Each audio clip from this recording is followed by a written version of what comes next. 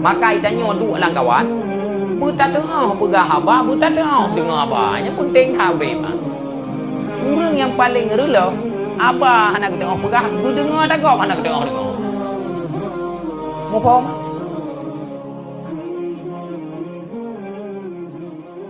Nakun le ali ma halakam ru'u an masywarah. Tidak binasalah seseorang ya, dengan sebab musyawarah ataupun an mujawadah sesudah musyawarah. Setiap sesuatu kesimpulan yang dilahirkan oleh musyawarah nyawahan terjadi penyesalan. Yang perlu ingat. Yang saya Ali bukan.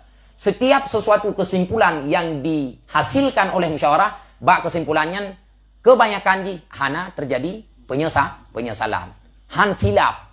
Tetapi apabila hana tak musyawarah, kacau laju lagi laulai adrawat. Yan kebiasaan han teruk bama kesud. Maka itanya duk lang kawan. Buta tengah pegah haba, buta tengah dengar haba. Yang penting tahu deh. Orang yang paling rela, abah anak tengah pegah, gu dengar tak kau anak tengah dengar. Mau faham? Menyedengar tak kau anak tengah pegah hatta rawah anak tengah duk sidrawah baik jak lang kawan. Jadi dua apa tanya? Hana tak tengah pegah, bu tak tengah dengar. Yang penting deh. Oi pegah le kau. Menyanyi pegahnya mana cara tak dengar. Oi gap hanji pegah, buta tengah pegah le tanya. Baik sampai tanya je ku bubrang lau deh. Ata gop hanta tuang, ata draw tu cik hai tu pakai le gop. Oh, tak putu biat pendapat tanya pakat pok celeng masjid. Engkau cocok le pendapat.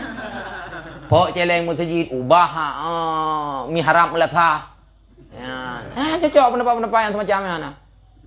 Oh, itu biar legop yang butuh pihan tak tumia dengar. Ataupun cik han tak tengah dengar. Maka guna musyawarah.